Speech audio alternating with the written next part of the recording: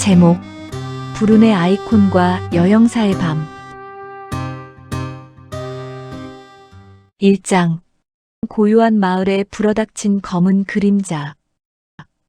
고요한 시골 마을에 숨겨진 악몽이 피어올랐다. 꽃다운 젊은 여인들이 어둠 속으로 사라지던 밤, 세상 끝자락 경찰서에서는 한 노총각 형사가 코를 골며 졸고 있었다. 시골 작은 도시 한가람 마을은 고즈넉하고 평화로운 마을이었다. 수십 년 전부터 변함없이 흐르는 강물처럼 마을 사람들의 삶 또한 잔잔한 물결 위를 떠다니는 낙엽 같았다. 지붕 위로 비스듬히 들이운 저녁놀은 모든 풍경을 따스하게 물들였고 5일장이 서는 날이면 시끌벅적한 흥정이 골목길을 채웠다. 한람 경찰서는 그런 마을의 소박한 평화를 지키는 최전선이었다. 매일 아침 국민의 봉사자를 외치며 경찰서를 정돈하지만 실상은 강아지가 집을 나갔다는 할머니의 신고를 받고 출동하거나 밭에서 이웃집 닭이 넘어왔다며 목청을 높이는 주민들을 중재하는 게 일과의 대부분이었다. 그리고 그 중심에는 반재수 형사가 있었다. 30대 중반의 노총각, 시골 출신답게 투박한 외모와 말투, 세련미라고는 찾아볼 수 없는 어딘가 촌스러운 복장은 그의 트레이드 마크였다. 그는 말보다는 주먹이, 머리보다는 몸이 앞서는 천상 시골 형사였다. 한가람 경찰서 내에서도 불운의 아이콘이라는 별명이 따라붙었다. 손대는 사건마다 증거가 사라지거나 범인이 오리무중이 되어버리는 일이 다반사였다.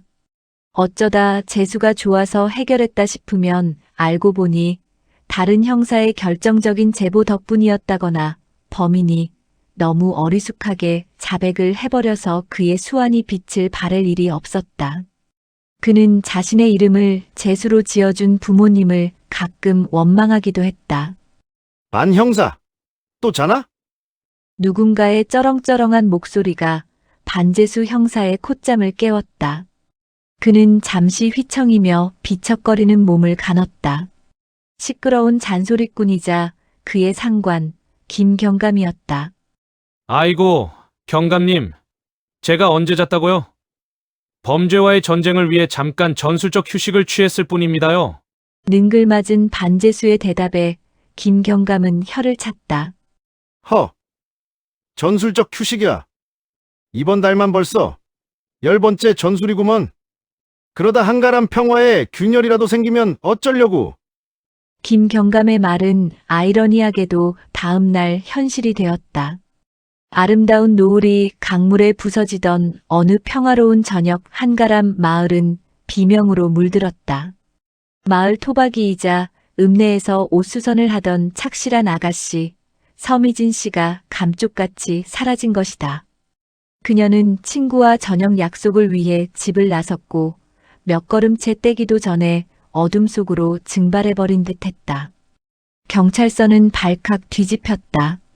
전 재수 형사를 필두로 수사팀이 꾸려졌지만 단서는커녕 실마리조차 찾을 수 없었다. 마을은 순식간에 공포와 의심의 도가니에 빠졌다.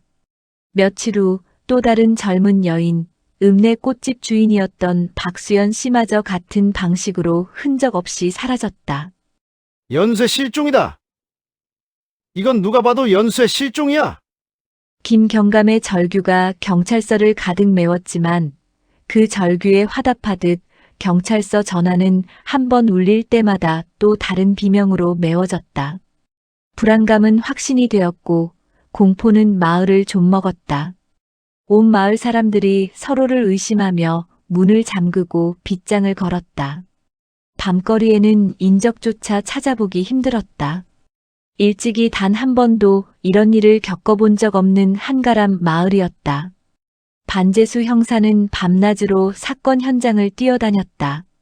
투박한 그의 몸은 며칠 밤샘 수사에도 지칠 줄 몰랐지만 그의 손에 잡히는 건 헛된 풀뿌리나 깨진 돌멩이 뿐이었다.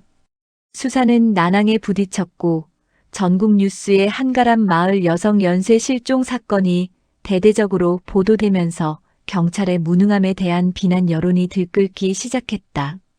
그때였다. 찌는 듯한 긴장감이 흐르는 한가람 경찰서에 마치 한여름날의 소나기처럼 요란한 존재가 나타났다. 그 요란함은 한낮의 땡볕처럼 강렬했지만 얼음장처럼 차가웠다. 윤아림 경위입니다. 오늘부터 이 사건 전담팀에 합류했습니다. 그녀는 마치 화보에서 막 튀어나온 듯한 모습이었다. 늘씬한 키에 시원하게 뻗은 팔다리, 도시적인 세련미가 넘치는 정장 차림은 흙먼지 냄새 나는 경찰서 분위기와 극명한 대조를 이루었다.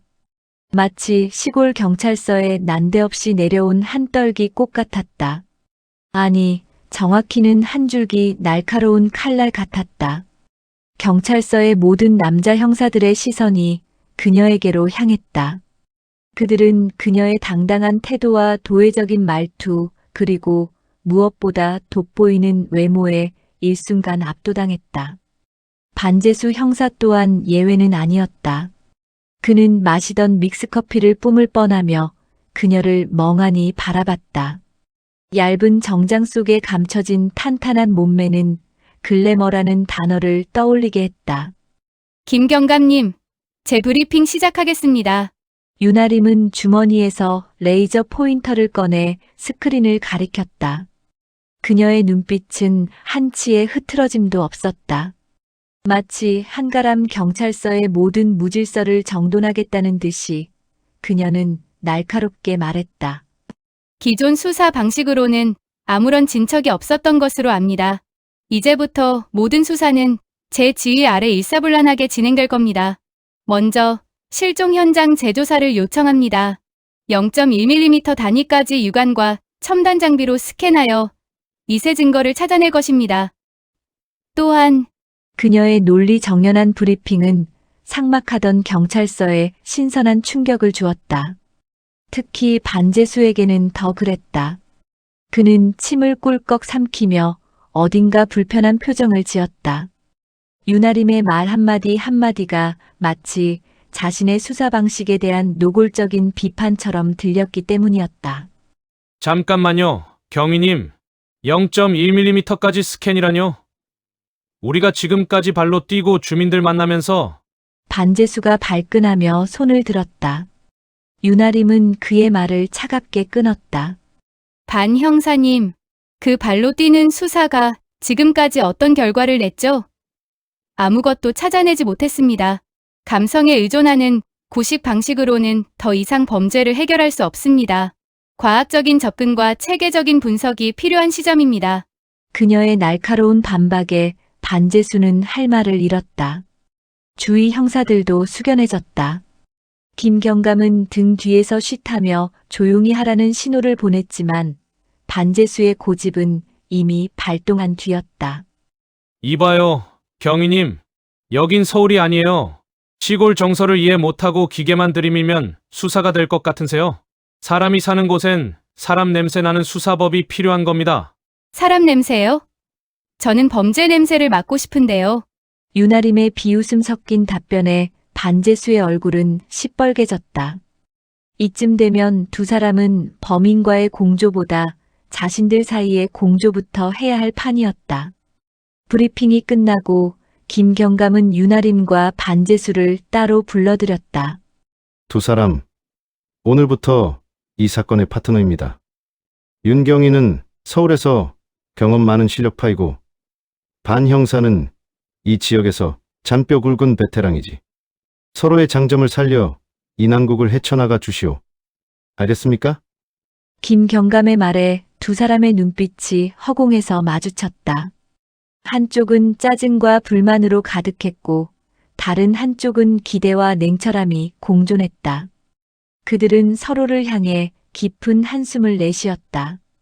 파트너라니 차라리 범인과 협상하는 게 더 쉽지 않을까 하는 생각이 머릿속을 스쳤다. 내일 아침 7시 현장에서 만납니다. 지각하면 용납 못합니다. 윤아림이 차가운 목소리로 말했다. 거참. 누가 늦는다고? 내가 이 바닥에서 20년이야. 반재수가 퉁명스럽게 받아쳤다. 두 사람의 불편한 동거는 그렇게 시작되었다. 고요한 한가람 마을에 불어닥친 여성 연쇄 실종 사건이라는 검은 그림자 속에서 투박한 반재수와 세련된 윤아림, 이 극과 극의 파트너십은 과연 어떤 기적을 만들어낼 수 있을까? 그리고 그들 사이에 피어날 로맨스는 과연 누구의 리드로 전개될까? 한가람 강물에 드리워진 어두운 그림자는 더욱 짙어져 갔다. 2장 어긋나는 수사, 엇갈리는 단서. 새벽녘 안개 낀 한가람 마을의 낮은 마치 숨겨둔 비밀이라도 있는 듯 고요했다.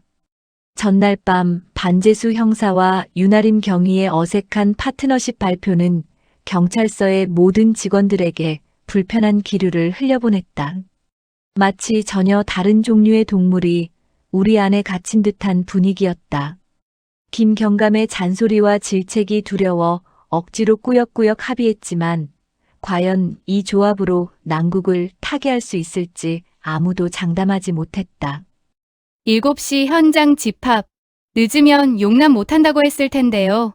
윤아림 경위는 시계가 7시 1분을 가리키는 것을 확인하고는 차갑게 입을 열었다.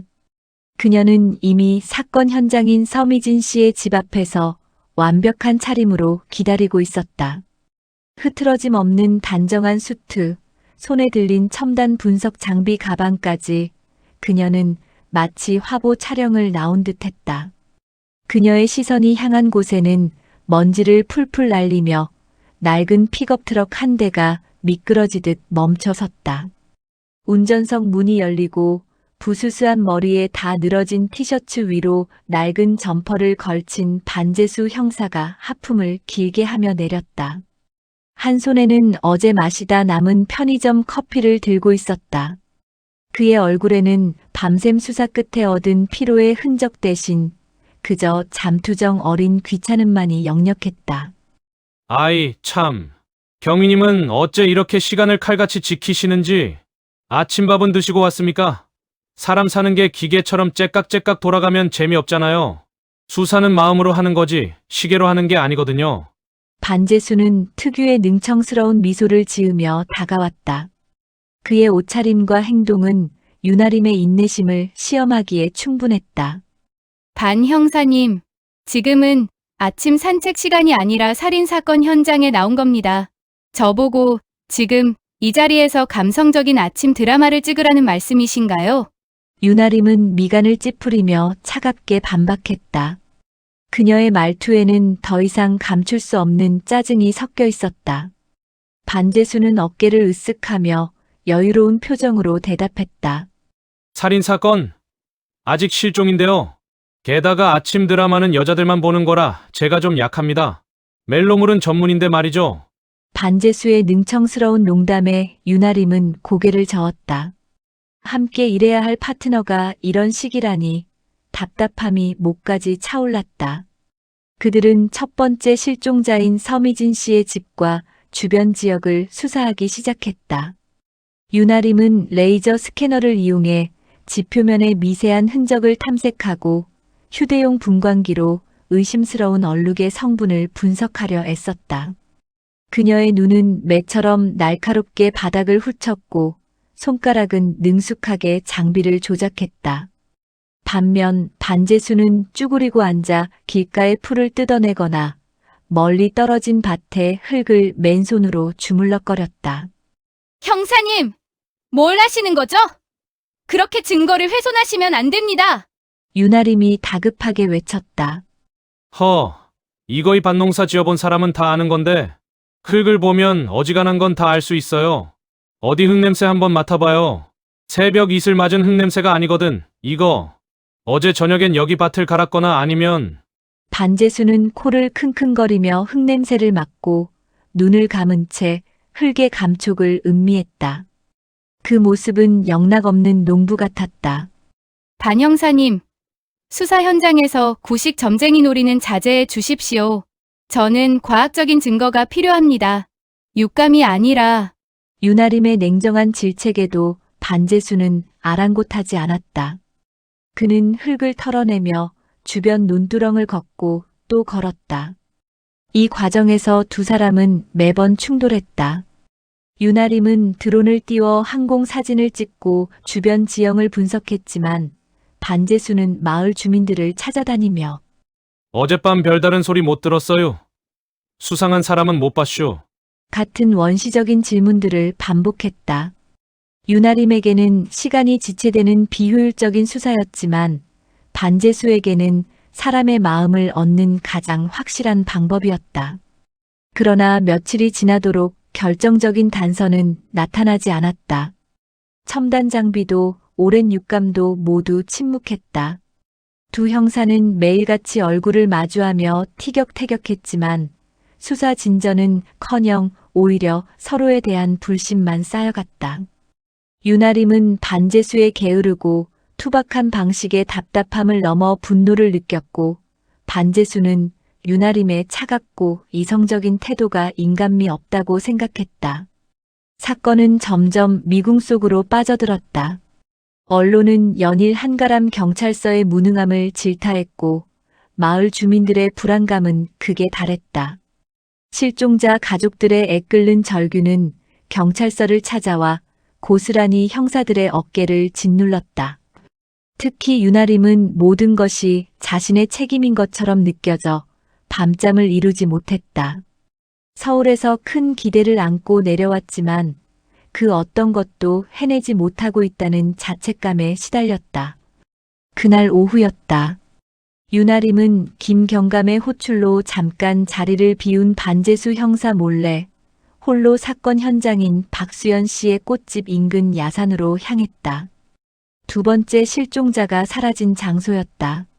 다시 한번 자신의 눈과 발로 현장을 훑어야겠다는 강한 충동을 느꼈다. 어쩌면 반재수의 발품 수사 방식이 아주 틀린 것은 아닐지도 모른다는 알 수 없는 감정이 그녀를 이끌었다. 해가 뉘엿뉘엿 넘어가며 야산에는 벌써 어둠이 깔리기 시작했다. 서늘한 바람이 불어와 나뭇가지들을 흔들었다.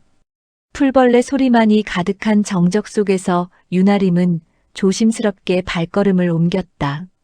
실종 지점 주변 경찰들이 대충 수색하고 지나쳤을 법한 덤불과 수풀이 우거진 곳을 헤치고 들어갔다. 가느다란 나뭇가지들이 얼굴을 스치고 거친 풀잎이 옷자락을 잡아당겼다. 첨단 장비가 무색하게 그녀는 오직 눈과 손의 감각에 의존해 땅바닥을 살폈다. 얼마나 시간이 흘렀을까? 사그라지는 마지막 햇살 한 줄기가 덤불 깊숙한 곳을 스치는 순간 윤아림의 눈에 무언가가 반짝였다. 낡고 짓밟힌 풀뿌리들 사이로 작고 동그란 물체가 흙에 반쯤 파묻혀 있었다. 그녀는 조심스럽게 무릎을 꿇고 앉아 손가락으로 흙을 헤쳐냈다. 그것은 플라스틱 재질의 남색 단추였다. 언뜻 보기에는 평범해 보였지만 단추 표면에는 흐릿하게 새겨진 문양이 있었다.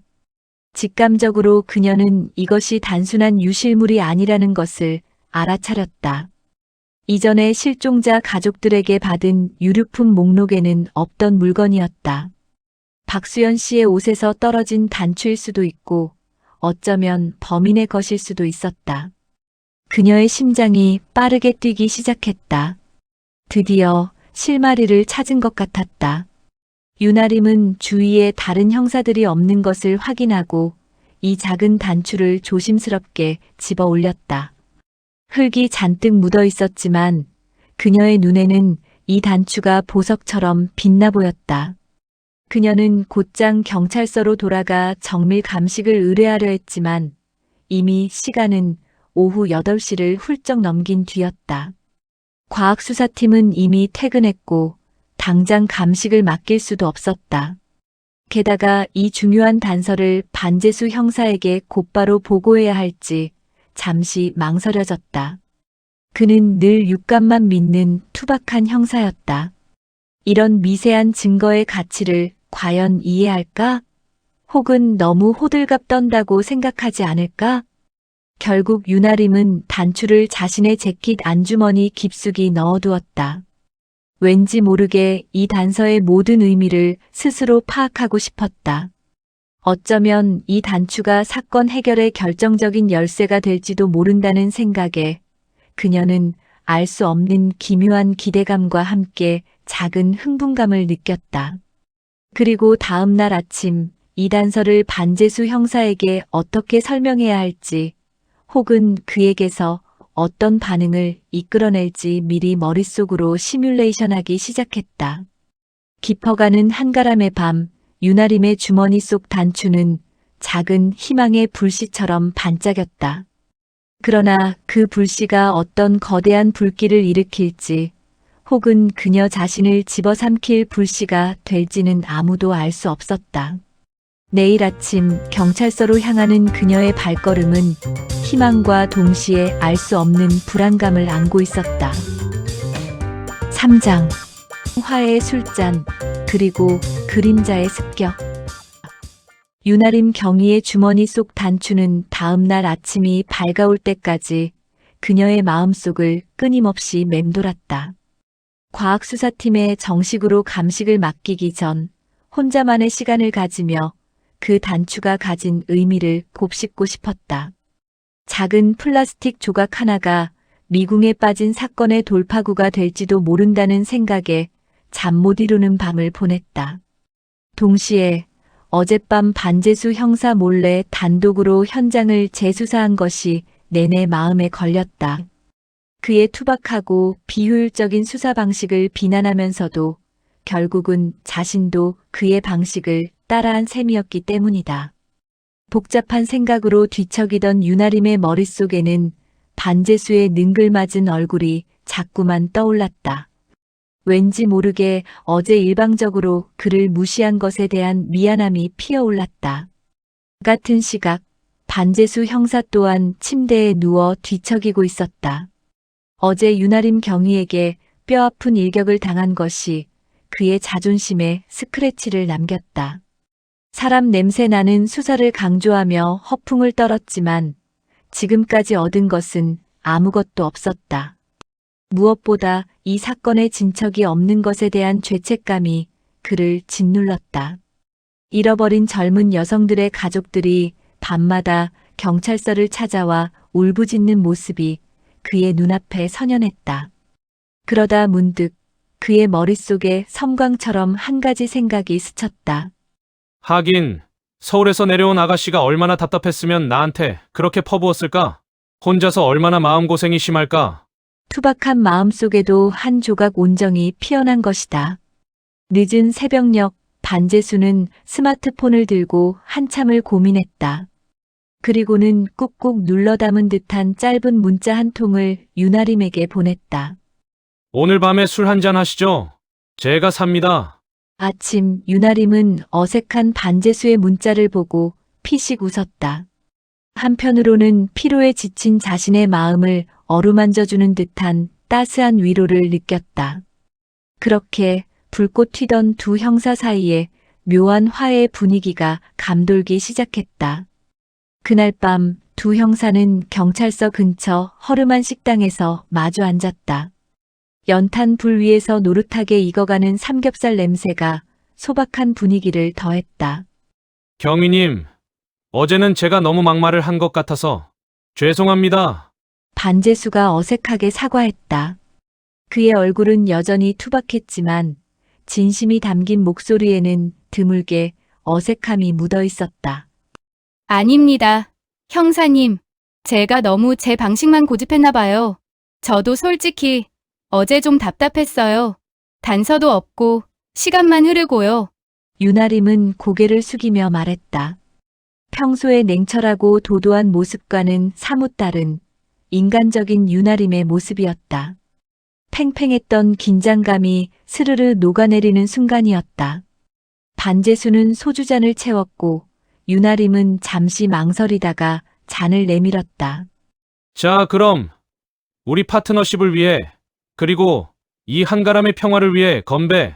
투박한 반재수의 선창에 유나림은 소리 없이 미소 지으며 잔을 부딪혔다. 쨍 하는 소리와 함께 술이 식도를 타고 흘러내리자 딱딱하게 굳었던 마음의 벽도 조금씩 허물어지는 것 같았다. 이야기는 처음에는 사건 이야기로 시작했다. 윤아림은 서울에서의 복잡하고 첨단화된 수사 과정을 이야기했고, 반재수는 어릴 적부터 이 동네에서 겪었던 재미있는 에피소드들을 풀어냈다. 투박한 그의 사투리와 투덜거림은 듣기 싫은 잔소리가 아니라 왠지 모르게 정겹게 들렸다. 솔직히 형사님은 좀 특이해요. 윤아림이 취기가 오른 듯 살짝 붉어진 얼굴로 말했다. 저만큼은 아니죠. 경위님이야말로 범인 잡으라고 서울에서 내려왔는데 꼭 드라마 여주인공 같습니다. 반재수는 능글맞게 받아쳤다. 윤아림은 그의 말에 콧웃음을 쳤지만 속으로는 싫지 않은 기색이었다. 이어진 대화에서 윤아림은 그녀가 겪었던 좌절과 압박감에 대해 조심스럽게 털어놓았고, 반재수는 그의 오랜 수사 경험에서 우러나온 인간적인 위로를 건넸다. 그는 불운의 아이콘이라는 별명 뒤에 숨겨진 깊은 인간적인 연민과 타인에 대한 공감 능력을 가지고 있었다. 윤아림은 그제야 반재수의 겉모습 너머에 숨겨진 따뜻하고 섬세한 속내를 어렴풋이 느꼈다. 어쩌면 그동안 그를 너무 오만하게 평가한 것이 아닐까 하는 생각이 들었다. 화기애애했던 술자리가 끝나고 두 사람은 식당을 나섰다. 한가람의 밤거리는 낮과는 또 다른 한적한 매력이 있었다. 가로등 불빛이 희미하게 거리를 비추고 멀리서 개 짖는 소리만이 들려왔다. 제가 집까지 데려다 드릴까요? 반재수가 비틀거리며 물었다. 아니요, 괜찮아요. 산책 삼아 걸어가려고요. 오랜만에 이렇게 취해본 것도 좋네요. 윤아림은 빙긋 웃으며 손을 흔들었다. 아직까지 그녀의 재킷 주머니 속에는 어제 발견했던 단추가 든 채였다. 왠지 모르게 오늘은 단추의 존재를 이야기하고 싶지 않았다. 이 평화로운 분위기를 망치고 싶지 않아서였다. 발걸음은 취기로 인해 살짝 휘청거렸지만 그녀의 마음은 한결 가벼워져 있었다. 이 투박한 시골 형사에게 이렇게 위로를 받을 줄이야. 그녀는 반재수를 생각하며 피식 웃음을 흘렸다. 바로 그때였다. 어둠 속에서 그림자처럼 솟아오른 누군가가 윤아림의 입을 틀어막고 그녀를 골목 안쪽으로 순식간에 끌고 들어갔다. 알코올로 인해 이완되었던 몸은 순식간에 마비되었고 비명조차 지를 수 없었다. 눈앞이 번쩍이며 충격과 함께 온몸에 통증이 울려 퍼졌다. 거친 손이 그녀의 재킷 주머니로 향하는 것을 느끼는 순간 윤아림은 정신이 아득해졌다. 단추, 라는 생각만이 머릿속을 스쳤다. 하지만 그녀는 이미 정신을 잃고 쓰러졌다. 가로등 불빛 아래 그녀의 모습은 차갑게 식은 밤 공기 속으로 사라졌다. 그 시각 반재수 역시 자신의 집으로 향하고 있었다. 윤아림과의 첫 술자리가 생각보다 나쁘지 않았던 것에 안도하는 미소였다. 까칠한 줄만 알았더니 속은 또 나름 여리구만. 그는 혼잣말을 중얼거렸다. 어쩐지 그의 투박한 마음 속에도 낯선 온기가 스며드는 것 같았다. 다음 날 새벽 한가람 경찰서는 다시 발칵 뒤집혔다. 밤새 연락이 닿지 않던 윤아림 경위가 외딴 골목에서 쓰러진 채 발견된 것이다. 피투성이가 된 그녀는 인근 병원 응급실로 옮겨졌고 머리 부상과 함께 온몸에 타박상을 입어 의식은 돌아왔지만 아직 불안정한 상태였다. 소식을 들은 반재수는 그 자리에 얼어붙었다. 어젯밤까지 자신과 마주 앉아 웃고 이야기를 나누던 윤아림이 싸늘한 병실 침대에 누워있다는 사실이 믿기지 않았다. 이게 다 나 때문이야. 내가 바래다 줬어야 했는데. 죄책감이 마치 거대한 파도처럼 그의 심장을 덮쳤다. 그의 투박한 얼굴에는 깊은 절망과 후회가 가득했다. 병실 문을 조심스럽게 열자 창백한 얼굴로 누워있는 윤아림이 보였다. 그의 눈에 비친 윤아림은 평소에 강하고 세련된 모습과는 거리가 먼 한없이 연약한 여인이었다. 경희님, 죄송합니다. 제가 술을 마시자고 해서. 반재수는 고개를 푹 숙인 채 울먹였다. 주먹을 꽉 쥐고 자신을 자책하는 그의 어깨가 미세하게 떨렸다. 형사님, 괜찮아요. 형사님 잘못이 아니에요. 갈라진 목소리로 윤아림이 희미하게 대답했다. 그녀는 겨우 팔을 들어 올려 반재수의 어깨를 토닥였다. 따뜻하고 부드러운 손길이었다. 그 순간 반재수의 가슴은 죄책감과 동시에 알 수 없는 감정으로 요동쳤다. 근데 제가 뭘 잃어버린 것 같아요. 윤아림의 눈동자가 흔들렸다. 흐릿해진 기억을 더듬던 그녀는 손을 들어 자신의 재킷 주머니를 더듬었다. 텅 비어 있었다. 그제야 그녀는 모든 것을 깨달았다. 어젯밤 그녀를 덮친 괴한은 분명 단추를 노렸던 것이다. 단추, 그 단추요. 제가 어제 현장에서 찾았던 단추가 없어졌어요. 분명 그 범인과 연관이 있는 거예요. 윤아림의 창백한 얼굴에 확신에 찬 빛이 돌았다. 반재수의 눈에도 섬광이 스쳤다. 단순한 습격이 아니었다. 분명 연쇄 실종 사건의 범인이 자신들을 지켜보고 있었고 결정적인 단서를 찾아냈다는 사실을 눈치챈 것이 분명했다. 어쩌면 그 단추는 범인에게 아주 중요한 것이었을 수도 있었다. 두 사람의 눈빛이 마주쳤다. 하나의 목표가 둘을 강력하게 묶어놓았다. 더 이상 개인적인 감정이나 갈등은 중요하지 않았다. 그들의 싸움은 이제 단순한 수사가 아니었다. 파트너에게 가해진 직접적인 위협이자 자신들을 조롱하는 범인과의 전쟁이었다. 좋습니다. 경희님, 우리 다시 갑시다. 이번에는 진짜 제가 뭘 해야 할지 알 것 같아요. 반재수의 목소리에는 그 어느 때보다 단호한 결의가 서려 있었다. 그의 투박한 주먹은 이제 더 이상 갈 곳 잃은 분노가 아니라 파트너와 진실을 지키기 위한 강철 같은 의지를 담고 있었다. 침대 옆에 선 반재수의 커다란 그림자가 윤아림을 감쌌다. 그녀의 눈가에는 작은 물기가 맺혔다. 그것은 통증의 눈물이 아닌 굳건한 신뢰와 희망의 눈물이었다. 사장, 단추의 그림자, 엇갈린 단서 속으로. 윤아림 경위가 입원한 병실은 예상치 못한 감동의 도가니였다. 투박하기 그지없던 반재수 형사의 눈빛에는 밤새 자신을 자책하며 흘렸을 뜨거운 눈물의 흔적이 역력했다. 붉어진 눈시울과 갈라진 목소리로 울먹이는 그의 모습은 평소에 뺀질거리고 능글맞던 이미지와는 사뭇 달라 윤아림마저 잠시 당황하게 했다. 하지만 그 진심은 그녀의 얼어붙었던 마음을 녹이기에 충분했다. 단추를 잃어버렸다는 사실에 울분에 차있던 윤아림은 그의 진심 앞에서 오히려 마음이 평온해지는 것을 느꼈다.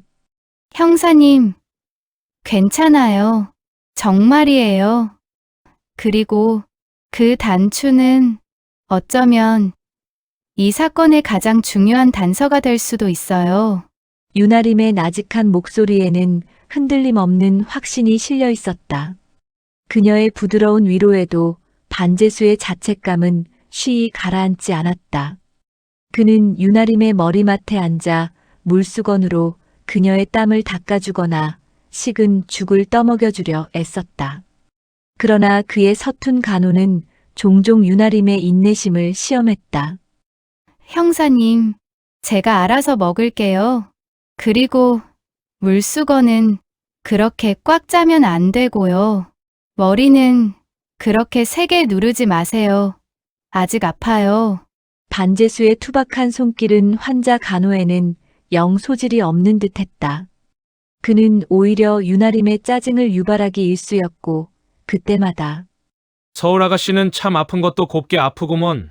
하며 멋쩍게 웃었다.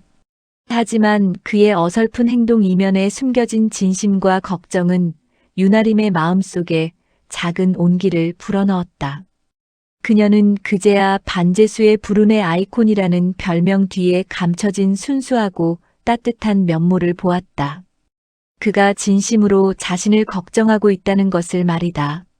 몸은 비록 침대에 묶여 있었지만 윤아림의 머리는 그 어느 때보다 빠르게 돌아가고 있었다. 잃어버린 단추. 그것은 분명 범인이 그녀의 주머니에서 훔쳐간 것이었다. 왜? 단추가 그토록 중요했기 때문일까? 그녀는 침대에 비스듬히 누워 신락 같은 기억을 더듬었다. 그 단추. 색깔은 짙은 남색이었고 플라스틱 재질이었는데 표면에 특이한 문양이 새겨져 있었어요. 마치 뾰족한 칼날이 엇갈려 있는 듯한 그런 모양이었어요. 윤아림의 설명을 들은 반제수는 맹렬히 노트에 필기하기 시작했다. 그의 글씨는 마치 밭을 갈아엎은 것처럼 제멋대로였지만 그의 눈빛은 어느 때보다 진지했다. 칼날이 엇갈려 있는 문양이라 어쩐지 낯이 익은데 반제수는 미간을 찌푸리며 기억을 더듬었다. 그의 뇌리에는 수십 년간 한가람 마을을 헤집고 다닌 경험들이 필름처럼 스쳐 지나갔다. 마을 사람들의 직업, 동호회, 심지어 특이한 간판까지도 그의 머릿속에 저장되어 있었다. 며칠 후 윤아림은 아직 완벽하게 회복되지 않았음에도 불구하고 퇴원을 감행했다. 병원에 누워만 있기에는 시간이 너무 아까웠고 이대로 두 사람의 파트너십을 흔들 수 없다는 생각 때문이었다.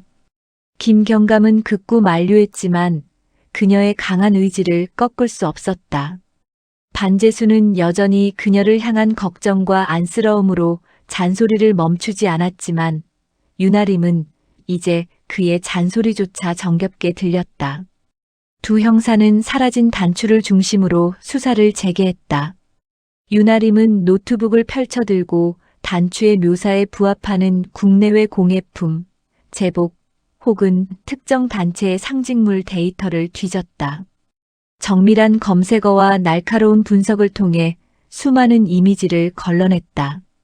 반면 반제수는 그녀의 설명을 토대로 마을 이곳저곳을 직접 발로 뛰며 탐문 수사를 벌였다. 그의 투박하지만 끈기 있는 탐문은 이번에도 빛을 발했다. 그는 가장 먼저 읍내의 오래된 양장점을 찾아갔다. 할머니 사장은 온갖 낡은 단추들을 상자 가득 쌓아두고 있었다. 할머니, 혹시 이런 단추 보신 적 있습니까? 칼날 문양이 새겨진 남색 단추인데요. 반제수는 윤아림이 그린 대충의 스케치를 내밀었다. 할머니 사장은 돋보기를 고쳐 쓰고 한참을 들여다보더니 고개를 갸웃거렸다. 어디서 본 듯도 하고 워낙 오래돼서 가물가물한데 혹시 대장간 김씨네 집에서 만드는 칼에 새기는 문양 아닌가? 그 집 아들이 특이하게 그런 문양을 좋아해서 자기 작품에만 박아 넣는다고 소문이 파다했지. 대장간 김씨. 반제수의 머릿속에 섬광이 스쳤다. 한가람 외곽에 대대로 내려오는 대장간이 있었지만 몇 년 전부터 후계자가 없어 거의 폐업 상태나 다름없었다. 그런데 대장간 김씨의 아들이 있었다는 사실은 금시초문이었다. 반제수는 곧장 그 대장간으로 향했다. 대장간은 인적 없이 쇠락해 있었다. 하지만 구석에 쌓인 녹슨 철 조각들 사이에서 그는 비슷한 문양이 새겨진 작은 칼집을 발견했다. 흐릿하지만 윤아림이 설명한 칼날 문양과 거의 흡사했다. 이 결정적인 단서를 들고 경찰서로 돌아온 반제수는 윤아림에게 달려가 흥분한 목소리로 보고했다. 경위님, 이거이 분명합니다. 단추의 문양은 대장간 김씨 아들이 칼집에 새기던 문양이랑 똑같아요. 윤아림은 반제수가 가져온 칼집의 문양과 자신이 찾아낸 몇몇 데이터를 교차 확인했다. 그녀의 검색 결과에서도 이 문양은 한때 유명했던 수제 나이프 공방에서 사용되던 시그니처 문양과 일치했다. 그 공방은 몇 년 전 운영난으로 폐업했지만 공방장이 과거 한가람 인근의 대장장이었던 것으로 확인되었다. 반재수 형사님, 대단해요. 이건 분명히 결정적인 단서입니다. 대장장이 김 씨의 아들이라면 분명 마을 어딘가에 아직 살고 있을 거예요. 혹은 그 문양을 이용해 어떤 물건을 만들고 있을지도요. 유나림의 눈빛이 활활 타올랐다. 그녀는 다시 한번 노트북을 켰다.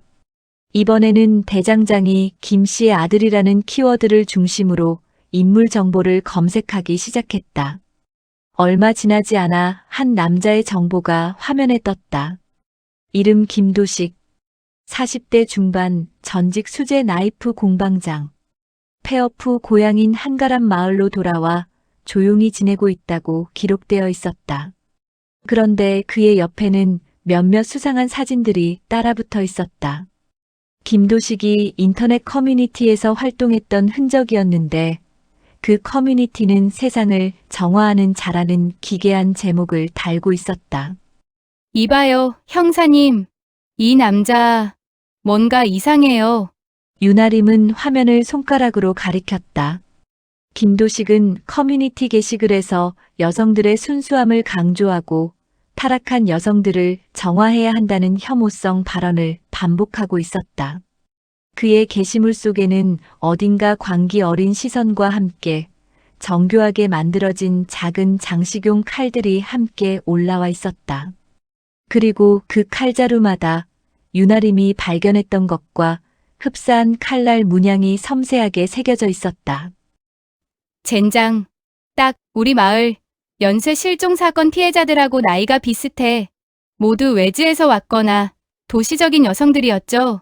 그가 말하는 타락한 여성의 기준이 이들에게 맞춰져 있을지도 몰라요. 유나림의 목소리가 점차 낮아지고 경고음을 띄었다. 그녀는 즉시 과거의 모든 실종 사건 피해자들의 프로필을 다시 검색했다. 그녀의 예상은 틀리지 않았다. 실종된 세 여성 모두 외지에서 왔거나 비교적 개방적인 성향을 가진 것으로 보이는 젊은 여성들이었다. 이거 완전 범인이구만. 이런 살인마를 보고 가만히 있을 순 없지. 반재수는 들고 있던 커피잔을 쾅소리 나게 내려놓으며 벌떡 일어섰다. 그의 얼굴에는 분노가 서려 있었다. 하지만 유나림은 침착함을 유지하려 애썼다. 흥분하지 마세요, 형사님. 아직 심증일 뿐이에요.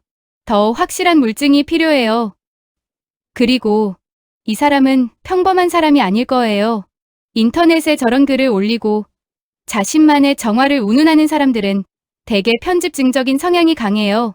섣불리 접근했다가는 역으로 위험할 수 있어요. 하지만 반재수의 마음은 이미 대장장이 김도식을 향해 달려가고 있었다. 그의 파트너인 유나림이 다쳤다는 사실이 그의 분노를 더욱 부추겼다. 일단 김도식의 행방을 쫓아야 해요. 거주지는 어디죠? 유나림이 차분하게 다음 수사 지시를 내렸다. 주민등록상 거주지는 대장간에서 멀지 않은 인적이 드문 외딴 오두막으로 확인되었다. 낡고 잊힌 곳, 아무도 신경 쓰지 않을 법한 그곳이야말로 범인이 숨기 가장 좋은 장소였다. 제가 이 동네 지리에는 빠삭하죠. 지금 당장 갑시다. 반재수는 이미 문을 향해 발걸음을 옮기고 있었다. 그는 더 이상 유나림의 지시를 기다리지 않았다. 유나림은 그의 성급함에 한숨을 쉬면서도 그의 강한 추진력이 필요한 순간임을 직감했다. 이번에는 그녀도 그를 말리지 않았다. 오히려 자신의 짐을 챙기며 자리에서 일어섰다. 아직 깁스를 한 팔이 불편했지만 그녀의 눈빛은 결연했다. 잠깐만요, 형사님. 혼자서 움직이지 마세요. 둘이 같이 가는 게 안전해요. 이번에는 저도 직접 가서 현장을 확인해야겠어요. 유나림의 말에 반재수는 흠칫 놀라 뒤를 돌아봤다. 경위님 몸도 불편하신데 혼자 가면 될 일을 위험합니다. 괜찮아요. 전직 수제 나이프 공방장이라면 제가 그가 만든 칼을 보는 순간 뭔가 감을 잡을 수 있을 거예요. 그리고 이번엔 형사님 뒤는 제가 지켜드릴게요. 유나림의 말에 반재수의 심장이 쿵 하고 떨어지는 듯 했다. 그의 투박한 얼굴에 붉은 기운이 살짝 번졌다. 뒤를 지켜주겠다니. 그런 말을 들어본 적이 언제였던가. 그는 고개를 끄덕이며 망설임 없이 유나림의 손을 잡았다. 깁스 때문에 차가운 그녀의 손은 그에게 묘한 기분을 느끼게 했다. 갑시다, 경위님. 두 사람의 발걸음은 굳건했다. 김도식의 오두막을 향하는 길은 숲이 우거지고 인적이 드물어 음산한 기운마저 풍겼다. 어쩌면 그 오두막에서 모든 미스터리가 풀릴 것이고 동시에 가장 위험한 대면이 기다리고 있을지도 모른다는 예감이 두 사람의 뇌리를 스쳤다. 드디어 그들의 손에 범인의 꼬리가 잡히는 순간이었다. 이제 두 형사는 범인과의 최후의 대결을 앞두고 있었다. 5장 심장 폭행자들 그리고 영웅의 불운한 침대. 한가람 마을 외곽 짙은 어둠이 깔린 숲길을 따라 오래된 오두막이 희미하게 그 형체를 드러냈다. 나뭇가지들이 바람에 스산한 소리를 내며 흔들렸고 정막은 깊은 불안감을 더했다. 반재수와 유나림은 후미진 숲길을 따라 조심스럽게 발걸음을 옮겼다. 그녀의 팔은 여전히 불편한 깁스에 묶여 있었지만 그 눈빛만큼은 어느 때보다 강렬한 레이저처럼 목표물을 꿰뚫었다. 형사님, 조심하세요. 김도식은 분명 위험한 인물입니다. 우리가 예상하는 것보다 훨씬 광적일 수 있어요.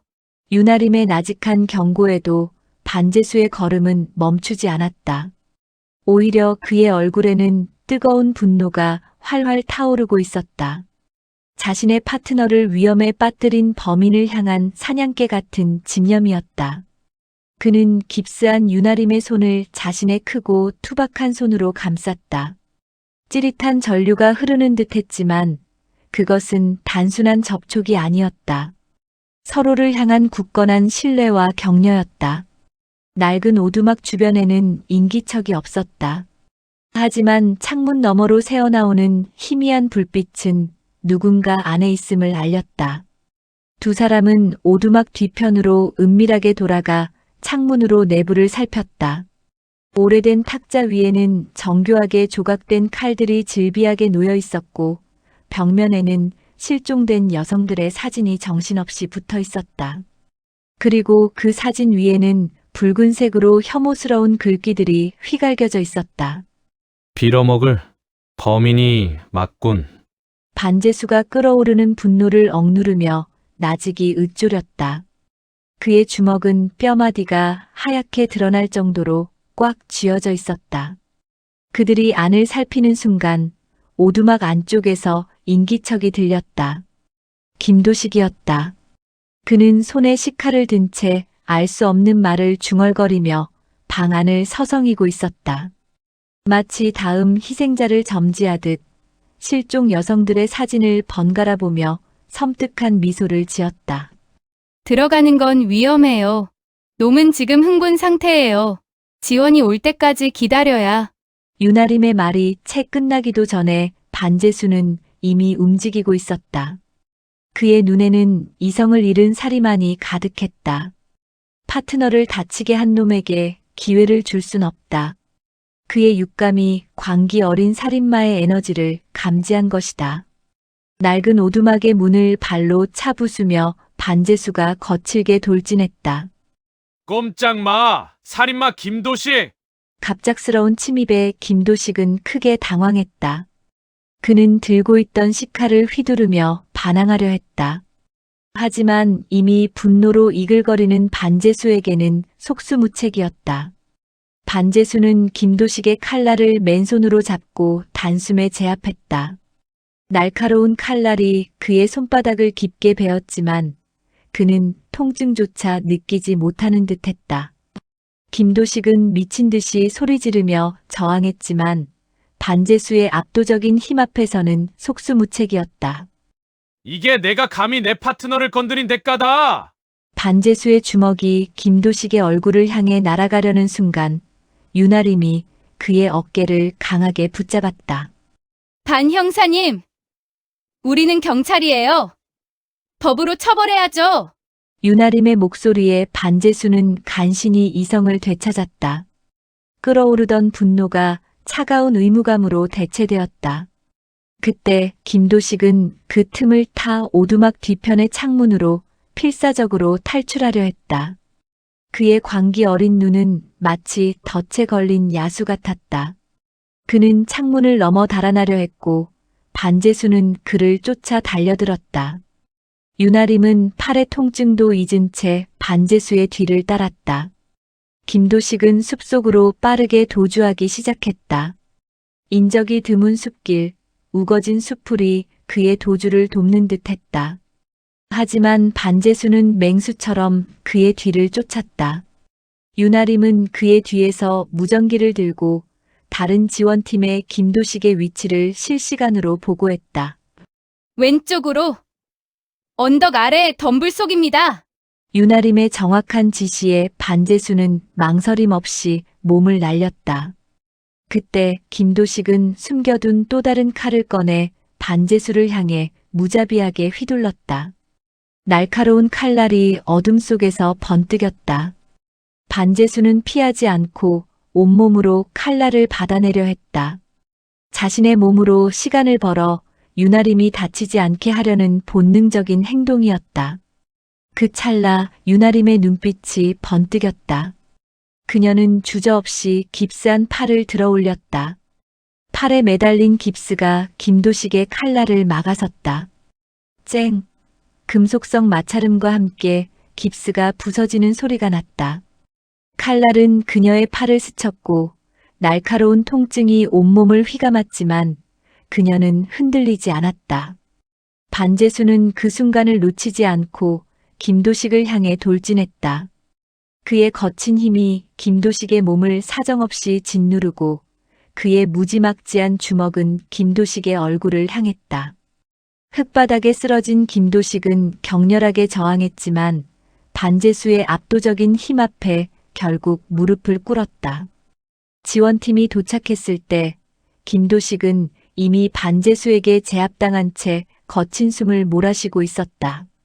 그의 눈에는 광기가 아닌 패배의 그림자가 드리워져 있었다. 사건이 해결된 밤 한가람 경찰서에는 뜨거운 환호와 박수가 터져나왔다. 오랫동안 마을을 공포에 떨게 했던 연쇄 실종 사건의 범인이 마침내 붙잡힌 것이다. 반재수는 영웅 대접을 받았다. 그의 투박한 손바닥에는 깊은 칼자국이 선명했고 윤아림의 깁스한 팔에는 다시 새로운 깁스가 채워져 있었다. 둘은 서로를 보며 말없이 미소 지었다. 수많은 티격태격과 갈등 속에서도 싹튼 굳건한 신뢰, 그리고 어쩌면 사랑이라는 이름의 감정이 그들의 눈빛 속에 깊이 배어 있었다. 형사님, 오늘 저녁 시간 되시면 저희 집에서 식사하실래요? 감사의 의미로 제가 식사라도 대접하고 싶네요. 윤아림이 붉게 달아오른 얼굴로 반재수를 향해 나직하게 말했다. 그녀의 목소리에는 그 어느 때보다 대담하고 유혹적인 기운이 감돌았다. 반재수는 잠시 멍하니 그녀를 바라봤다.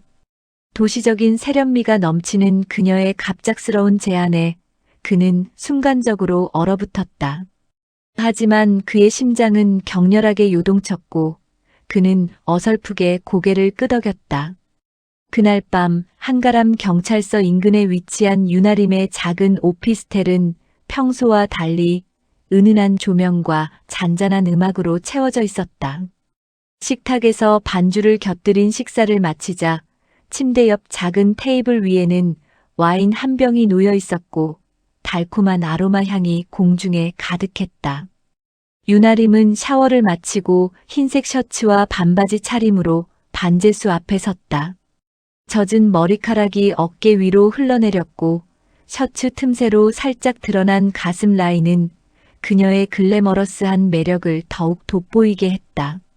그녀는 도시의 세련미와 농염한 여성미를 아낌없이 드러내며 천천히 그의 곁으로 다가갔다. 은은한 향수 냄새가 그의 심장을 간지렸다. 형사님, 오늘 정말 멋있었어요.